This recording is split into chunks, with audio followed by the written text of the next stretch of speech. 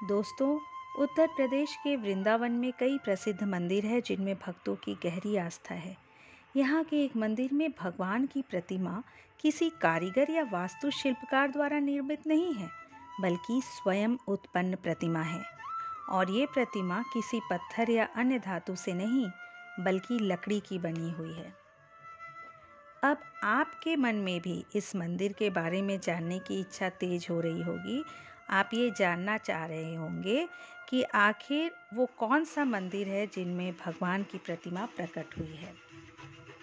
तो आइए दोस्तों, आज हम यही जानेंगे इस वीडियो में।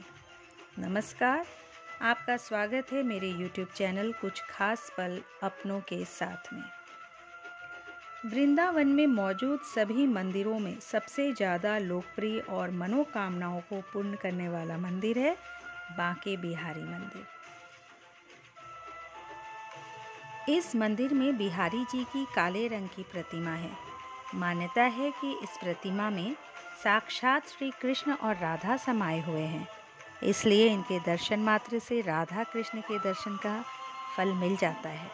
प्रतिमा के प्रकट होने की कथा और लीला बड़ी ही रोचक और अद्भुत है। स्वामी हरिदास जी भगवान कृष्ण के अनन्य भक्त थे। वे वृंदावन में स्थित श्री कृष्ण की रास स्थली निधिवन में बैठकर भगवान को अपने संगीत से रिझाया करते थे। इनकी भक्ति और गायन से रिझकर भगवान श्री कृष्ण इनके सामने आ जाते। एक दिन इनके एक शिष्य ने कहा कि आप हमें भी भगवान कृष्ण के दर्शन करवाएं।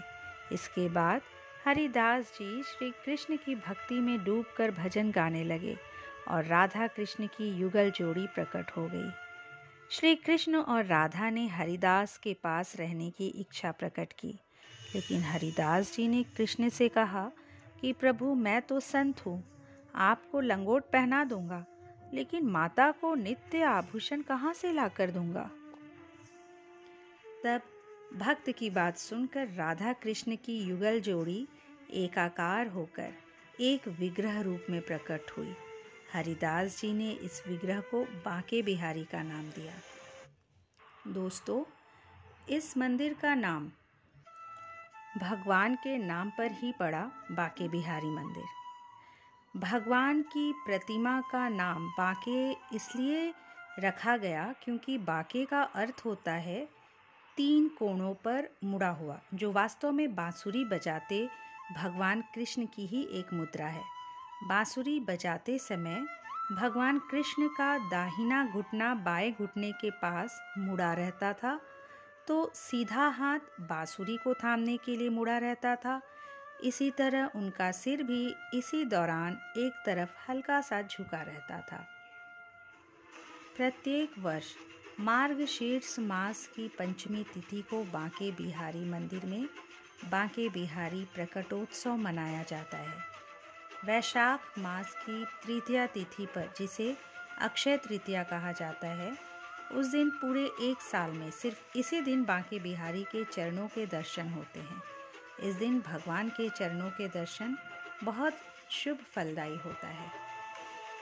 इस मंदिर में बांके बिहारी के दर्शन के लिए आए भक्तों का कहना है कि जब भक्त उनके दर्शन करते हैं तो स्वयं उनके रंग में रंग जाते हैं।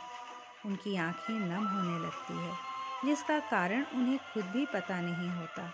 उसके बाद यहाँ बस जाने का या बार बार आने का मन करता है। यहाँ आए भक्तों को कभी निराशा हाथ नहीं लगती। बांके बिहारी सबकी कामना पूरी करते हैं।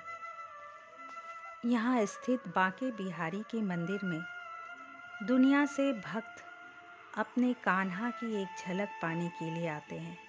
कहा जाता है कि इस मंदिर में बांके बिहारी को एकटक नज़र से देखने की इजाज़त किसी को नहीं है। इस बात का विशेष ख्याल रखा जाता है वहाँ कि कोई भी भक्त इन्हें लगातार ना देख सके, इसलिए मूर्ति के सामने थोड़ी थोड़ी देर में पर्दा डाला जाता है। इसके पीछे एक कहानी प्रचलित है। कहा जाता है कि एक बार राजस्थान के एक राजा बांके बिहारी के दर्शन करने वृंदावन आए और वे भगवान बांके बिहारी की नज़रों से नज़रें मिलाकर उन्हें एकटक देखते रहे। इसके बाद राजा अपने राज्य वापस चले गए। कुछ देर बाद मंदिर के सेवायतों ने मंदिर में आकर देखा तो वहाँ भगवान मौजूद नहीं थे। इस घटना से मंदिर के पुजारियों में हड़कंप मच गया। भगवान की स्तुति की गई तो पता चला कि भगवान वहाँ से अपने भक्त के प्रेम के अधीन होकर उनके साथ ही चले गए हैं। काफ़ी प्रार्थना के बाद भगवान को मंदिर में फिर से स्थापित किया गया। तब से लेकर आज तक यहाँ किसी को भी भगवान को एकटक देखने की इजाज़त नहीं दी जाती। सेवायत पुजारी इस बात का विशेष ख्याल रखते हैं कि कोई भक्त इन्हें लगातार ना देख सके। इसके लिए मूर्ति के सामने थोड़ी थोड़ी देर में पर्दा डाला जाता है। दोस्तों, मान्यता है कि जो भक्त बांके बिहारी के दर्शन करता है वो उन्हीं का हो जाता है। इनकी पूजा में उनका श्रृंगार विधिवत किया जाता है। उन्हें भोग में माखन, मिश्री, केसर, चंदन और गुलाब जल चढ़ाया जाता है।